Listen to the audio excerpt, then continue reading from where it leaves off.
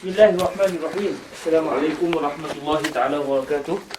Alhamdulillahirabbil alamin. Wassalatu wassalamu ala habibina wa sayyidina wa maulana Muhammadinil karim wa ala alihi wa itratihi wa ashabihi ajma'in. Asyhadu an la ilaha illallah wahdahu la syarikalah wa asyhadu anna sayyidana wa habibana Muhammadan abduhu wa rasuluh wa safiyuhu min khalqihi wa habibuh addal amanah wa ballaghar risalah wa nasaha al ummah wa kashafa Allahu bihil ghummah. Allahumma salli wa sallim wa zid wa barik ala habibina wa sayyidina wa maulana Muhammadin wa ala ali sayyidina Muhammad. Amma ba'd. Alhamdulillah, kita berterima kasih kepada Allah Subhanahu wa taala yang telah merezekikan kepada kita daripada hari ke hari untuk dapat kita membaca hadis-hadis Rasulullah sallallahu alaihi wasallam di dalam waktu lapang kita berada di rumah. Kita dapat mendengar dan menambahkan keilmuan kita, memperkenalkan lagi baginda Nabi sallallahu alaihi wasallam. Semoga dengan bacaan hadis ini akan menambahkan pahala kita dan akan menyebabkan kita akan sentiasa bersama dengan nafas baginda Nabi Muhammad sallallahu alaihi wasallam.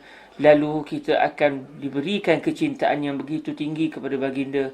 Lalu kita akan ke syurga satu hari nanti biiznillah dengan pautan tangan mulia baginda Nabi Muhammad sallallahu alaihi wasallam. Hari ini kita masuk pada hadis yang ke-11. Hari ini kita masuk pada hadis yang ke-11, iaitu hadis yang membicarakan tentang kelebihan orang yang salat berjemaah dan dia dapat menjadikan ucapan sami Allahu liman hamidah yang disebutnya bertepatan dengan ucapan para malaikat. Kalau pertemuan semalam kita bicara tentang kalimah amin. Kita bicara tentang kalimah amin selepas ada masalah tu?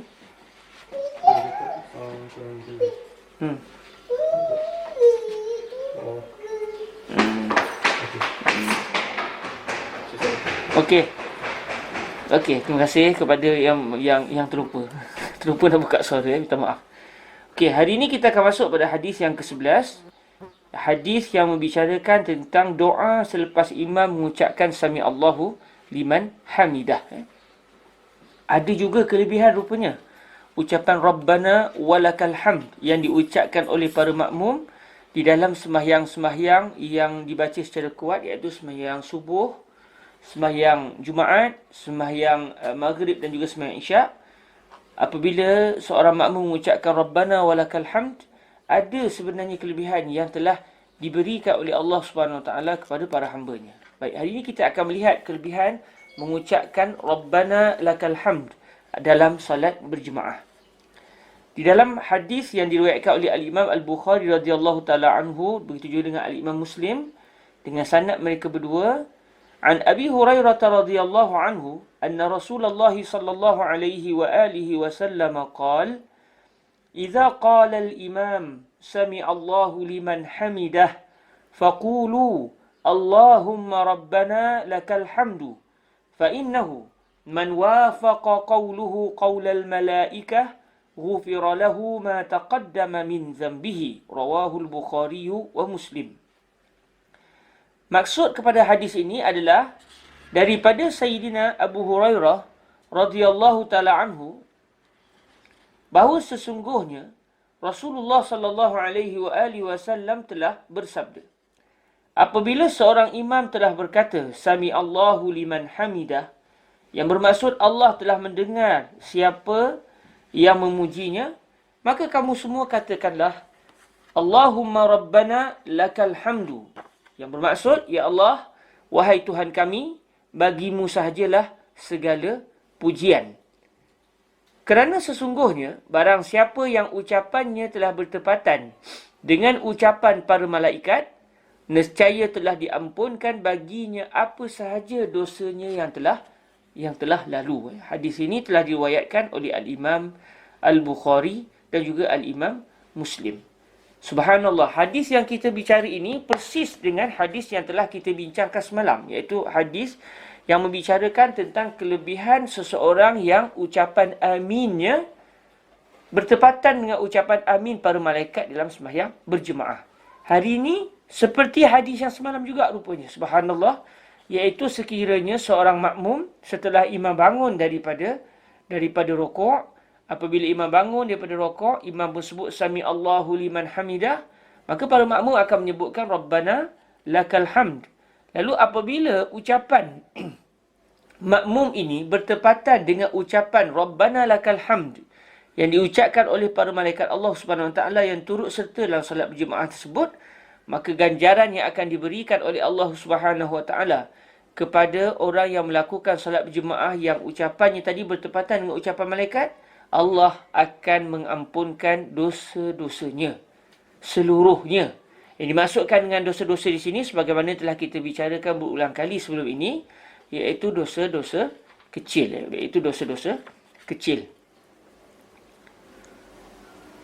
Jadi ini adalah satu lagi kelebihan yang tidak akan dapat diambil oleh sesiapa yang tidak melakukan sembahyang berjemaah di masjid. Sebab para malaikat akan sembahyang di masjid. Jadi orang yang sembahyang berjemaah di masjid, lalu dia sembahyang bersama dengan imam, pahala yang akan diberikan oleh Allah kepadanya sangat berlimpah ruah.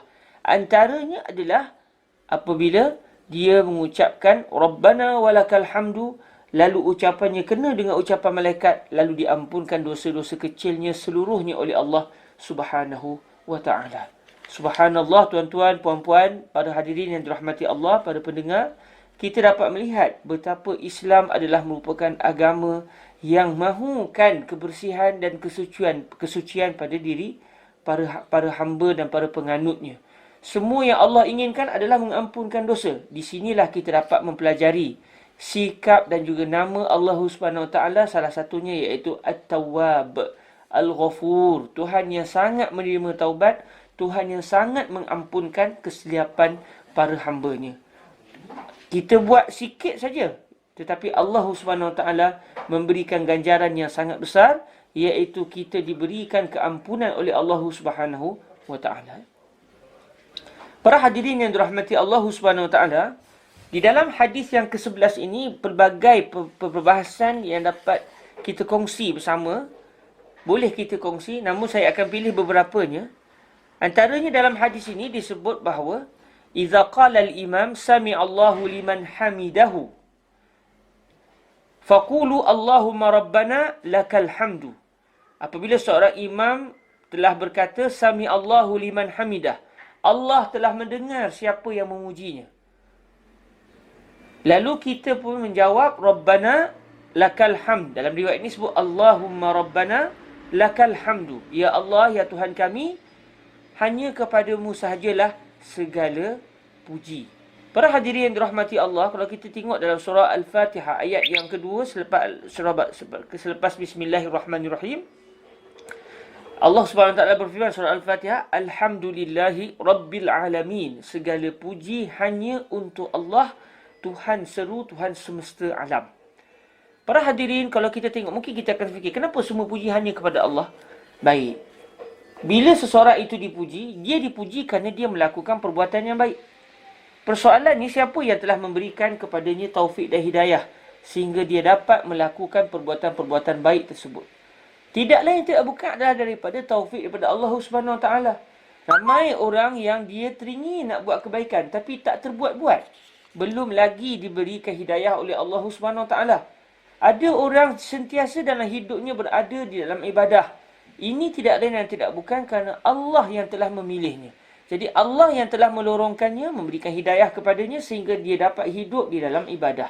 Jadi sebenarnya siapa yang patut dan layak untuk dipuji? Yang melakukan kebaikan atau yang memberikan hidayah, memberikan dorongan kepadanya sehingga dia dapat melakukan kebaikan.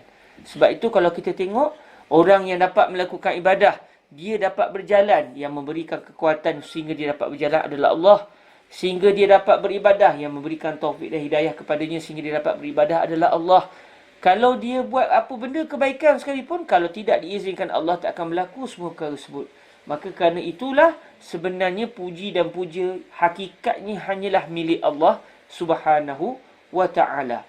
Maka apabila seseorang mengucapkan Rabbana lakal hamdu, wahai Tuhan kami, hanya kepada anda sahajalah segala puji-pujian, sebenarnya ucapan ini adalah ucapan yang bersifat hakikat.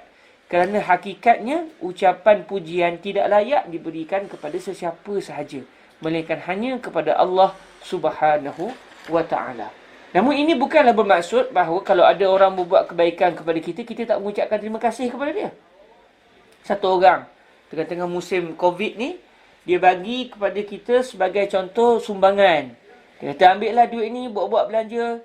Kok tak ada pekerjaan musim-musim ni kan. Pelajar-pelajar Mesir sebagai contoh, ayah ibu di Malaysia mungkin selama ni ada yang bekerja sendirian, tiba-tiba tak dapat bekerja, menyebabkan kewangan mungkin terputus. Anak-anak belajar di Mesir menyebabkan duit tak pun ada. So, ada yang dapat zakat, ada yang tak dapat zakat. Yang tak dapat zakat seram juga tu. Dia menunggukan duit mak ayah pula duit tak pernah cukup. Kita dapat tahu perkara ni, contoh, kita pun bagi kepada dia. Ambillah ni buat belanja 1,000 genih sebulan. 1,000 genih lebih kurang dalam, ni dah macam dah promote pula ya. RM250. RM250 untuk dia belanja selama sebulan. Budak-budak di sini senang je, dia bukannya nak belanja, dia bukan nak belanja apa sangat, dapat makan, dapat bayar rumah, selesai. Okey. Jadi akhirnya satu orang pun bagi sumbangan kepada satu orang pelajar sebagai contoh. Lalu pelajar tu pula didengar perbahasan kita pada hari ni, dia kata hanya puji dan puji hanya kepada Allah. Saya tak patut ucap terima kasih kepada pakcik. Sebab kalau tidak Allah yang memberikan taufik, tak akan pakcik bagi duit kepada saya. Hakikatnya saya kena puji Allah, tak payah terima kasih kepada pakcik. Pakcik pujilah Allah, saya nak puji Allah je, tak nak ucap terima kasih pun. Adakah begitu sikapnya? Tidak.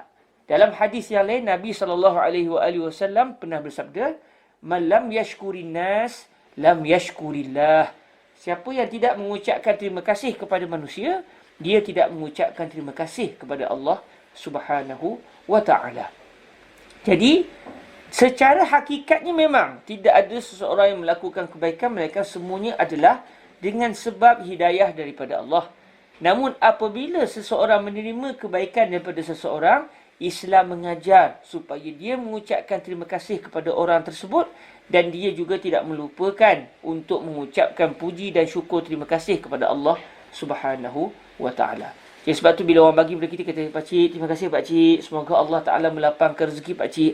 Itu memang dalam tuntutan syarak. Kita mengucapkan terima kasih kepada orang yang telah memberikan sumbangan kepada kita. Dan kalau kita tengok, dia menjadi fitrah manusia sebenarnya. Semalam saya tengok satu video, ada salah seorang di Malaysia bagi sumbangan kepada masyarakat Tionghoa. Saya tengok makcik Tionghoa tu dia ucap terima kasih. Menunduk-nunduk dia mengucapkan terima kasih. Maknanya apa? Maknanya mengucapkan terima kasih ini sudah menjadi pekerti manusia. Jadi sebenarnya dia bukan semata-mata fitrah manusia, tetapi datang juga dengan syariat. Nabi telah menyatakan, Nabi telah bersabda, "Man lam yashkurin nas, lam yashkurillah." Siapa yang tidak mengucapkan terima kasih kepada manusia, hakikatnya dia tidak berterima kasih kepada Allah. Kerana kalau dia mengucapkan terima kasih kepada manusia, hakikatnya dia juga mengucapkan terima kasih kepada Allah yang telah memberikan taufik kepada orang tersebut untuk melakukan kebaikan. Sebab tu Nabi SAW diutuskan untuk menyempurnakan akhlak yang mulia. Kita semuanya secara fitrahnya ada akhlak. Allah Ta'ala mengadunkan jasad kita, peribadi kita dengan akhlak. Datang Nabi SAW memperteguh dan memperkuatkan lagi, supaya kita terus bersama dengan fitrah, iaitu bersama dengan akhlak yang mulia. Jadi bila kita sebut Allahumma Rabbana lakal hamdu, ya Allah hanya kepadamu sajalah segala puji, itu secara hakikatnya. Sebab tak ada seseorang pun yang melakukan kebaikan kalau tidak dengan taufik daripada Allah Subhanahu Wa Taala. Sebab tu apabila seseorang berada dalam kebaikan, dia kena mengucapkan terima kasih kepada Allah. Bukan dia makin bongkak. Dia kata, tengok saya punya baik, akhlak saya baik. Tengok saya, tiru macam saya. Punya berlagak contoh dia sebut pada orang. Sebenarnya ucapan begini menunjukkan dia tidak berterima kasih kepada Allah. Sebab kalau dia berterima kasih kepada Allah, dia tidak akan melihat dirinya itu sebagai sebab kepada kebaikan. Dia hanya melihat dirinya adalah sebab kerana Allah meletakkan kebaikan itu pada dirinya. Sehingga berlaku kebaikan. Dia menjadi, dalam bahasa Tafsir panggil tajalli. Dia menjadi tajalli kepada kebaikan. Dia menjadi pantulan kepada keindahan yang ingin dipaparkan oleh Allah Subhanahu wa ta'ala. Para hadirin yang dirahmati Allah Subhanahu wa ta'ala, antara yang boleh kita bincangkan dalam hadis ini adalah Apabila Nabi sebut faqulu Allahumma rabbana lakal hamdu.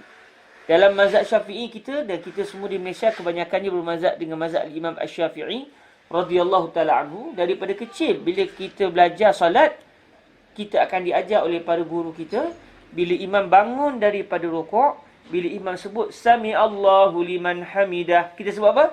Sami Allahu liman hamidah, rabbana lakal hamdu.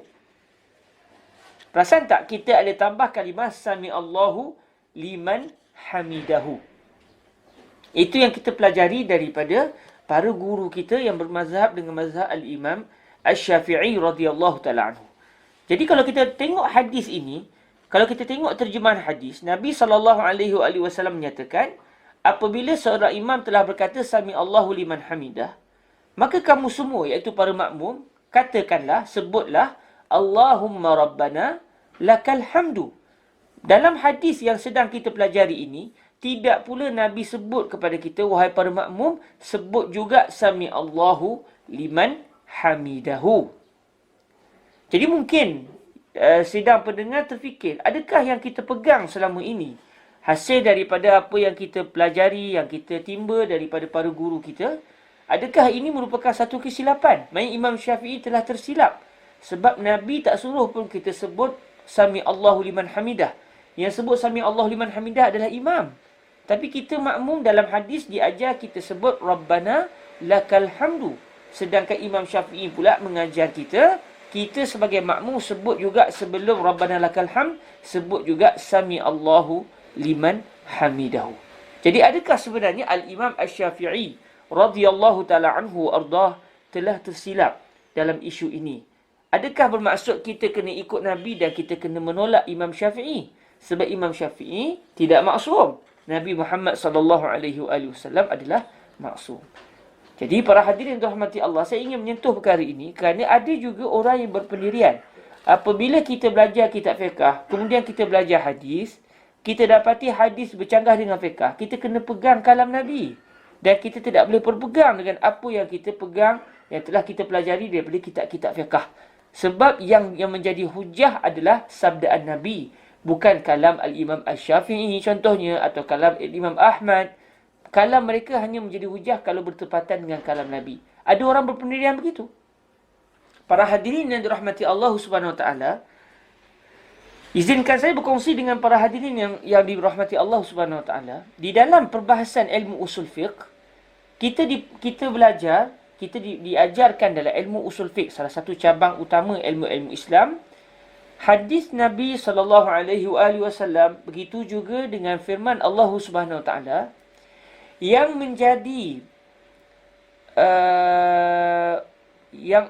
kita boleh kata orang yang berautoriti untuk memahami kalam Allah dan juga kalam baginda Nabi SAW adalah orang yang memiliki keilmuan yang sangat tinggi.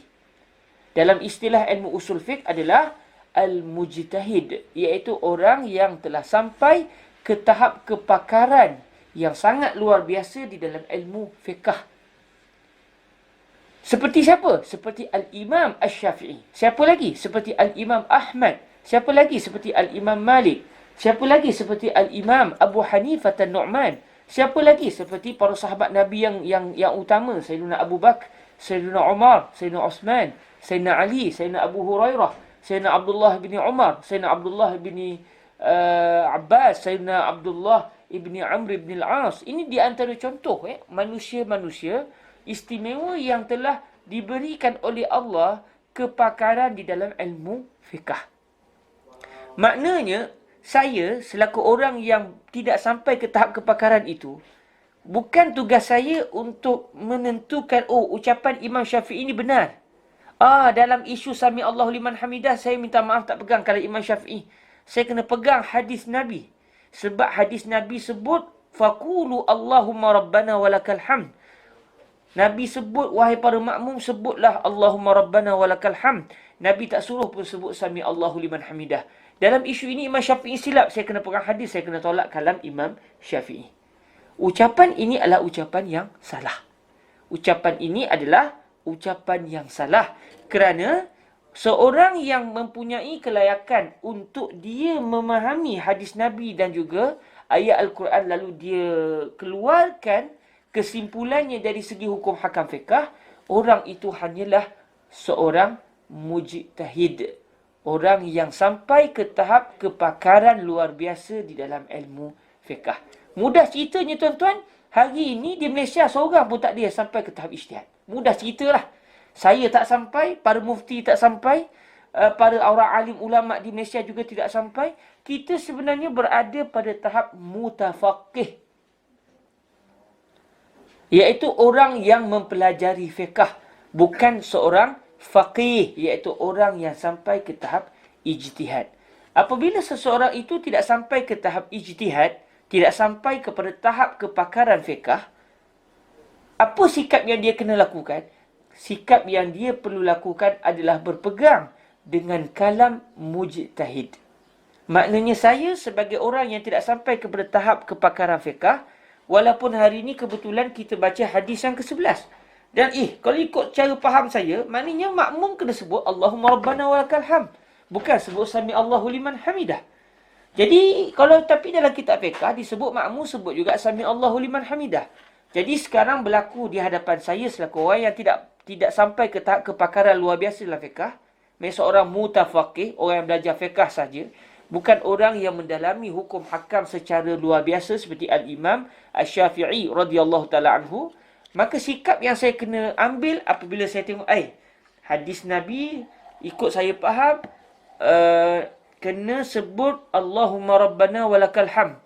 Bukan sebut sami Allah liman hamidah. Yang sebut hanya imam. Tapi dalam mazhab Imam Syafi'i yang saya belajar, Imam Syafi'i kata kena juga kita makmum ni sunat juga sebut sami Allahu liman hamidah. Jadi sekarang bertembung kalam Imam Syafi'i dengan apa yang saya faham daripada hadis.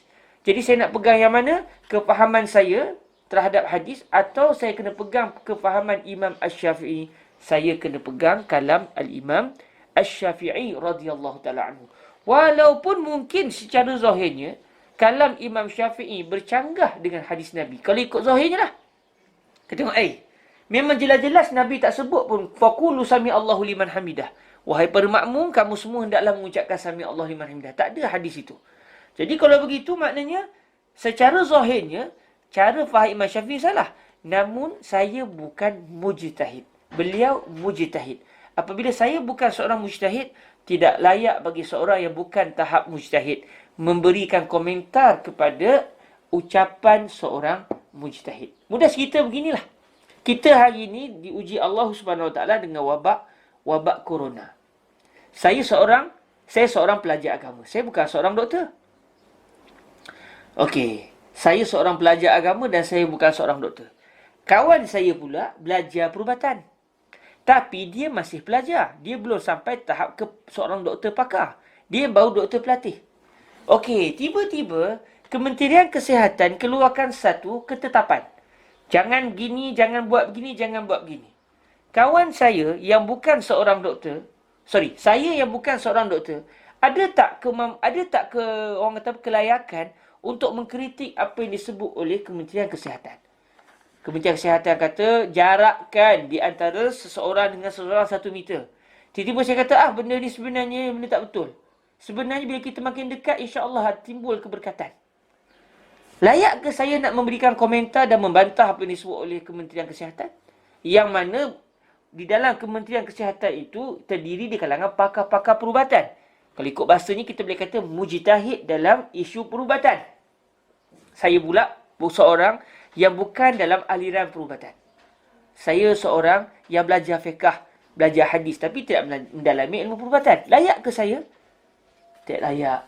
Ada pula sahabat saya, seorang doktor pelatih tapi belum tahap pakar. Dia pun setuju dengan saya.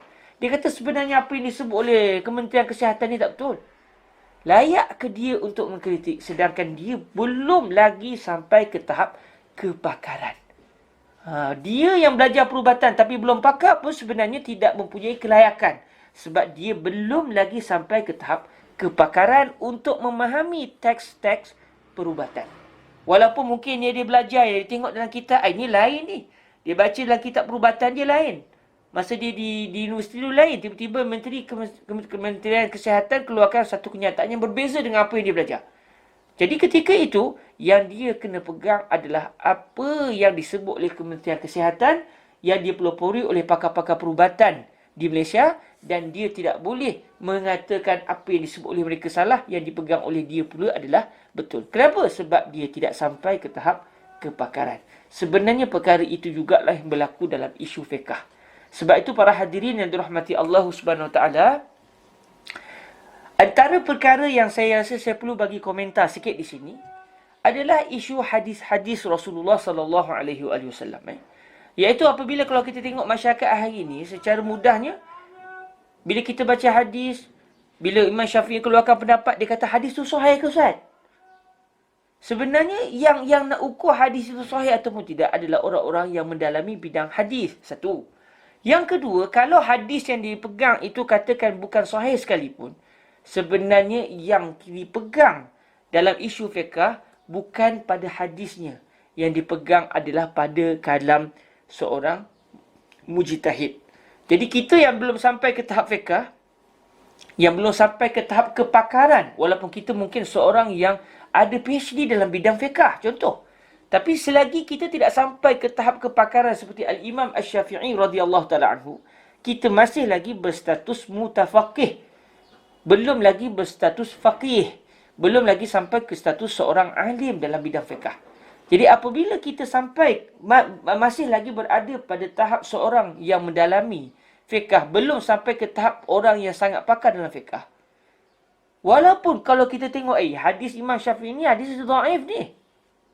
Sebenarnya yang dipegang bukan pada hadis itu atau tidak. Yang dipegang pada ucapan Imam Syafi'i itu. Sebab tu kata guru kami, Fadilatul Syekh Sayyid bin Shaltun Asy-Syafi'i. Maafkan saya.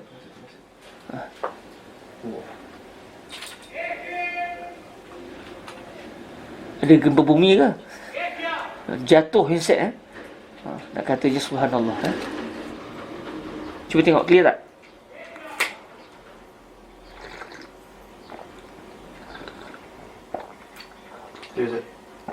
Okey, clear, suara semua clear? Tak ada masalah apa? Ya, sebab tertarik itu. Siapa yang tarik? Powerbank. Oh, powerbank yang tarik. Okey, clear semua? Okey. Sebab tu kata guru saya Fadilatul Syekh Sayyid bin Shaltun Asy-Syafi'i, guru kami dalam bidang fiqh dan usul fiqh, kata beliau, kalamul mujtahidi bin nisbati ila al-muqallidi ka kalamillahi wa kalamir rasuli bin nisbati ila al-mujtahid. Kalam seorang faqih macam Imam Syafi'i, bagi kita yang belum sampai tahap fiqh, kalam beliau itu sepertinya kalam Allah dan kalam Rasul bagi pihak mereka. Maknanya hujah seorang faqih kalamullah, kalamur Rasulillah. Hujah mereka. Seorang faqih macam Imam Syafi'i, macam Imam Malik, macam Imam Ahmad bin Hanbal, dan juga siapa saja yang sampai ke tahap ijtihad, hujah mereka apa? Firman Allah, sabdaan Nabi dan juga dalil-dalil yang lain. Hujah saya pula yang belum sampai tahap fiqh, siapa dia? Pautan saya siapa? Bukan kalam Allah lagi. Pautan saya adalah kalam Imam Syafi'i. Maknanya di antara saya dengan kalam Allah, antara saya dengan sabdaan Nabi, ada orang tengah-tengah, iaitu orang yang pakar, yang menjadi penyambung di antara saya supaya sampai kepada kehendak Allah Subhanahu wa Ta'ala. Jadi sebab tu dalam kempen, sebagai orang kata jom kempen semak hadis, bagus, tak ada masalah kempen menyemak hadis. Tetapi untuk kita selaku orang awam yang tidak sampai ke tahap kepakaran fiqh, kita pula setelah tahu status hadis ni sahih atau hasan atau dhaif, kita pula nak hukum kalam Imam Syafi'i ni salah kerana bercanggah dengan hadis sahih, itu bukan kerja kita. Itu kerja mujtahid lain yang sama tahap dan kepakarannya seperti Al-Imam Asy-Syafi'i radhiyallahu ta'ala anhu.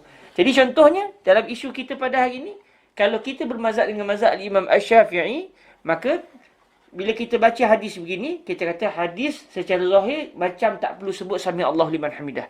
Tapi yang saya kena pegang, oleh kerana saya bermazhab dengan mazhab Al-Imam Asy-Syafi'i, yang saya pegang, saya akan sebut juga sami Allahu liman hamidah, kerana Al-Imam Asy-Syafi'i radhiyallahu anhu selaku seorang yang pakar telah meneliti hadis yang saya sedang pelajari ini, dan juga telah meneliti dalil-dalil yang lain sebelum beliau membuat satu kesimpulan, makmum disunatkan juga menyebut kalimah sami Allahu liman hamidah.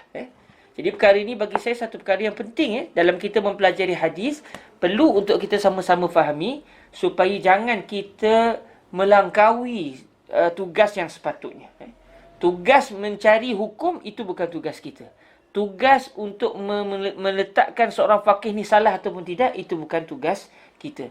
Macam seorang doktor yang belum pakar, tidak layak untuk dia menentukan ucapan Menteri Kesihatan ataupun ucapan doktor-doktor pakar, ini salah ataupun tidak. Sebab dia tidak sampai ke status seorang doktor pakar. Baik, merujuk kepada perbahasan kita pada hari ini, mungkin orang tanya, okeylah Ustaz, agak-agak apa dalil Imam Syafi'i? Okey, kalau kita meneliti kitab-kitab fiqh mazhab al-Imam Asy-Syafi'i, antara hujjah Imam Asy-Syafi'i radhiyallahu taala anhu yang mengatakan makmum disunatkan juga mengucapkan sami Allahu liman hamidah sebelum mengucapkan rabbana lakal hamd adalah sabdaan baginda Nabi sallallahu alaihi wasallam, sallu kama raaitumuni usalli. Rasulullah sallallahu alaihi wasallam bersabda, sallu kama raaitumuni usalli. Kamu semua sembahyanglah macam kamu tengok saya sembahyang. Apa yang saya buat dalam sembahyang, tiru. Buat. Sembahyanglah sebiji macam bentuk sembahyang saya, kata Nabi alaihi salatu wasallam. Lalu kata Imam Syafi'i, apabila Nabi bangun daripada rokok ke i'tidal, Nabi suruh apa? Sami Allahu liman hamidah. Dan Nabi pernah suruh, sallu kama raaitumuni usalli. Kamu semua sembahyanglah macam saya sembahyang. Maka apabila Nabi bangun daripada rokok sebut sami Allahu liman hamidah, maka kita juga walaupun makmum, kita juga melakukan perbuatan yang sama. Kita pun sebut sami Allahu liman hamidah. Ini kefahaman al-Imam Asy-Syafi'i radhiyallahu taala anhu. Walaupun dalam isu ini ada fuqaha lain, ada orang-orang alim yang pakar macam Imam Syafi'i berpendapat dengan pendapat yang lain. Mereka mengatakan yang sebut sami Allahu liman hamidah apabila dia seorang imam atau dia sembahyang seorang-seorang atau dia sembahyang jahat, sembahyang tidak baca kuat, sama ada imam atau makmum. Ada ulama berpendapat seperti itu. Namun ianya bukan menolak hadis atau tidak, tetapi berbeza dari segi kefahaman setiap mereka terhadap hadis. Imam Syafi'i faham sami Allahu liman hamidah, Nabi sebut. Nabi kata sallu kama raaitumuni usalli. Makanya kefahaman Imam Syafi'i tak ada hadis, ini menunjukkan semua kita yang sembahyang kena ucap sami Allahu liman hamidah. Disunatkan mengucapkan sami Allahu liman hamidah. Ulama lain juga yang tahapnya seperti Imam Syafi'i juga. Bukan saya, bukan para mufti di Malaysia, bukan orang-orang alim yang tidak sampai ke tahap ijtihad. Mereka seperti Imam Malik dan sebagainya, ada di kalangan mereka yang berpendapat, cara faham mereka, maksud Nabi sallu kama raaitumuni usalli, iaitu sekiranya ucapan itu tidak khusus pada pihak imam. Dan mereka memahami ucapan sami Allahu liman hamidah dalam sembahyang berjemaah itu khusus kepada imam. Maka mereka kata tak perlu sebut sami Allahu liman hamidah, sebut terus rabbana lakal hamdu. Macam kita kalau kita ke Mekah kan, kita solat di Mekah atau di Madinah, kalau kita tengok imam, bila imam sebut sami Allahu liman hamidah, muballighu shaut yang sambung tu, yang laungkan kuat tu, dia akan sebut apa? Rabbana walakal hamd. Maksud dia yang di Mekah dan juga di Madinah tidak bermazhab dengan mazhab al-Imam Asy-Syafi'i, terbaliknya bermazhab dengan mazhab fuqaha lain yang mengatakan makmum cukup menyebut Rabbana lakal hamd, tak perlu sebut sami Allahu liman hamidah. Namun katakan satu hari nanti dilantik muballighu shaut, orang yang melaungkan selepas imam mengucapkan takbir intiqal dan sebagainya itu, katakan muballighu shaut itu berbazhab Syafi'i. Katakan satu hari nanti tiba-tiba dijemput saya jadi muballighu shaut di Masjidil Haram contohnya, dan dia kata tak apa nak ikut mazhab Syafi'i pun tak kisah. Maka kalau imam Sudais katakan di Mekah, dia bangun daripada rokok, dia pun sebut sami Allahu liman hamidah, saya sebagai muballighu shaut ketika itu akan sebut sami Allahu liman hamidah rabbana walakal hamd. Jadi dalam isu ini berlaku perbezaan pandangan para fuqaha kita. Jadi bila berlaku perbezaan pendapat, tak perlulah kita bergaduh. Yang bermazhab Syafi'i tak perlulah bergaduh dengan yang tidak bermazhab Syafi'i. Yang tidak mahu berpegang dengan mazhab Syafi'i tidak boleh pula mengatakan yang kamu pegang tu salah. Sebenarnya Imam Syafi'i kamu salah. Cara faham hadis salah. Sebab dia tidak berhak untuk mengatakan Imam Syafi'i salah ataupun tidak, kerana dia tidak sampai kepada tahap kepakaran. Ini sebagai satu contoh, tuan-tuan, puan-puan yang dirahmati Allah, bagaimana para fuqaha kita bukan mengeluarkan hukum hanya setelah membaca satu hadis, tetapi mereka telah meneliti semua dalil-dalil fiqh yang ada di hadapan mereka sebelum mereka nak mengeluarkan satu kesimpulan akhir dan memberitahu kepada kita dengan begitu mudah. Contoh macam kita baca kitab fiqh, disebut dengan mudah. Okey, kalau imam atau makmum bangun saja daripada rokok, dia kena sebut Sami Allahu liman hamidah. Mudah je kita dapat. Tetapi Imam Syafi'i sebelum nak keluarkan pendapat itu, beliau telah meneliti dengan begitu teliti. Dan beliau telah mengkaji dalil-dalil fiqh yang terdiri daripada Al-Quran mungkin, hadis Nabi dan sebagainya, sebelum beliau nak membuat kesimpulan paling mudah nak diberikan kepada kita yang tidak sampai kepada pada tahap kepakaran beliau. Jadi ini sangat penting sebab saya tengok di masyarakat di Malaysia bagus ada jiwa untuk meneliti hadis ni sahih, hasan dan sebagainya. InsyaAllah boleh mengembangkan mazhab al-Imam Asy-Syafi'i, mengembangkan tradisi ilmu hadis dengan baik di Malaysia. Namun mungkin akan berlaku kesilapan kalau kita yang dah tahu status hadis ni sahih ataupun hasan ataupun dhaif, tiba-tiba kita tengok hadis itu sepertinya pegangan Imam Syafi'i, lalu kita mengatakan pendapat Imam Syafi'i adalah salah. Sebab yang mengatakan pendapat Imam Syafi'i salah atau tidak adalah seorang yang pakar seperti beliau juga, bukannya kita. Kemudian para hadirin yang dirahmati Allah, hadis yang ke-11 ini juga antara pengajaran yang kita dapat adalah ucapan Allahumma Rabbana lakal hamd. Iaitu kalau ikut cara faham Imam Syafi'i, setelah kita ucap sebelumnya Sami Allahu liman hamidah. Kalau kita meneliti pelbagai hadis Nabi SAW, sebenarnya ada banyak cara sambung. Selepas kita sebut Sami Allahu liman hamidah, kita nak sebut apa?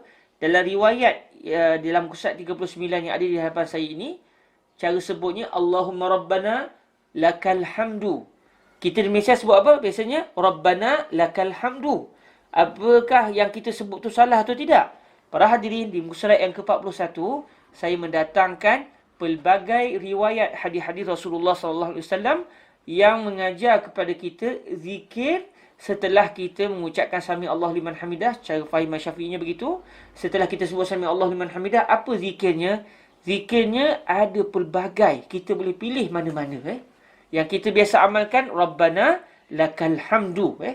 Kita tengok Musa 41, antara zikir-zikir yang diajar oleh Nabi kepada kita, yang pertama, Rabbana walakal hamd. Rabbana walakal hamd. Yang ni kita biasa dengar di Masjidil Haram dan juga Masjid Nabi. Sami Allahu liman hamidah. Rabbana walakal hamd. Yang ni. Maknanya yang dipegang itu adalah berdasarkan riwayat Rabbana walakal hamd. Di sana juga ada riwayat Rabbana lakal hamdu. Di sana juga ada riwayat Allahumma Rabbana walakal hamd. Allahumma Rabbana walakal hamd. Ada tambahan walaka. Wow. Dia macam seperti hadis yang ke-11 yang sedang kita pelajari ini. Cuma dia ada tambah kalimah wow. Allahumma Rabbana walakal hamd. Ada juga riwayat Rabbana walakal hamdu hamdan kathiran tayyiban mubarakan fi. Ini mungkin jarang-jarang kita dengar. Tapi ada hadis yang menyatakan Nabi ajar kita seperti ini. Antaranya lagi, Allahumma Rabbana lakal hamdu mil as-samawati wa mil al-ardi wa mil ma syi'ta min syai'in ba'd. Ada yang riwayat lain mengajarkan kita sebut selepas Sami Allahu liman hamidah, Rabbana walakal hamdu mil as-samawati wal ard wa mil ma bainahuma wa mil ma syi'ta min syai'in ba'd. Ada juga Rabbana walakal hamd mil as-samawati wal ard wa ma bainahuma wa mil ma syi'ta min syai'in ba'du. Dalam riwayat yang kita sedang pelajari ini, surat yang ke-11, musa 39, maafkan saya, yang Nabi ajar dalam hadis riwayat Imam Bukhari Muslim ini adalah Allahumma Rabbana lakal hamd. Jadi yang kita di Malaysia sebenarnya biasa kita sebut Rabbana lakal hamd. Ia juga adalah benar. Ada lagi riwayat Rabbana lakal hamdu mil'as samawati wal ard wa mil'a ma bainahuma wa mil'a ma syi'ta min syai'in ba'. Ahla sana'i wal majd ahaqqu ma qala al 'abd wa kulluna laka 'abd. Allahumma la mu'tiya lima mana'ta wa la mani'a lima a'taita wa la radda lima qadaita wa la yanfa'u zal jaddi minkal jaddu. Di situ ada pelbagai riwayat Jadi kita boleh pilihlah mana-mana yang kita nak lakukan Tak ada masalah. Baik, para hadirin yang dirahmati Allah Subhanahu Wa Taala, alhamdulillah selesai kita pada hadis yang ke-11 insya-Allah Subhanahu Wa Taala. Semoga hadis yang ke-11 ini akan menyebabkan kita dapat memahami cara fikir seorang faqih sebelum mereka ingin mengeluarkan, ingin mengistimbat, ingin mengambil kesimpulan hukum hakam daripada ayat-ayat Al-Quran dan juga hadis-hadis Rasulullah sallallahu alaihi wa alihi wasallam. Alhamdulillah, insya-Allah keesokan hari kita akan bersambung pula pada hadis yang ke-12 insya-Allah subhanahu wa taala. Kebetulan hadis yang ke-12 agak panjang. Saya takut saya tak dapat menghabiskannya pada hari ini. InsyaAllah besok kita akan baca hadis yang ke-12 biiznillah subhanahu wa ta'ala. Ada sebarang soalan?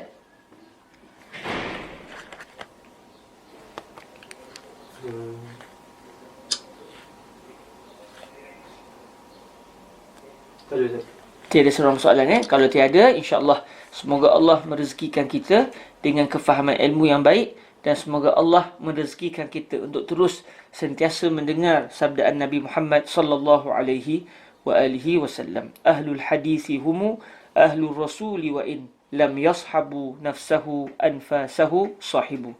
Orang yang mendalami hadis, mereka ini adalah ahli keluarga Nabi alaihi salatu wasallam.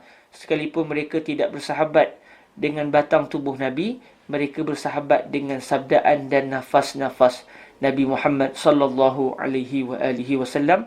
Kita tangguhkan majlis kita dengan kita berselawat kepada junjungan mulia yang pernah diciptakan oleh Allah, manusia terbaik, makhluk termulia yang pernah diciptakan oleh Allah, iaitu Nabi Muhammad sallallahu alaihi wa alihi wasallam. Allahumma salli afdala salatin ala as'adi makhluqatika sayyidina Muhammadin wa ala آله وصحبه وسلم عدد معلوماتك ومداد كلماتك كلما ذكرك الذاكرون وغفل عن ذكره الغافلون. اللهم صل أفضل صلاة على أسعد مخلوقاتك سيدنا محمد وعلى آله وصحبه وسلم عدد معلوماتك ومداد كلماتك كلما ذكرك الذاكرون وغفل عن ذكره الغافلون. اللهم صل أفضل صلاة على أسعد مخلوقاتك سيدنا محمد وعلى آله وصحبه وسلم عدد معلوماتك ومداد كلماتك كلما ذكرك الذاكرون وغفل عن ذكره الغافلون. سبحانك اللهم وبحمدك أشهد أن لا إله إلا أنت أستغفرك وأتوب إليك. بسم الله الرحمن الرحيم. والعصر إن الإنسان لفي خسر إلا الذين آمنوا وعملوا الصالحات وتواصوا بالحق وتواصوا بالصبر. والسلام عليكم ورحمة الله وبركاته.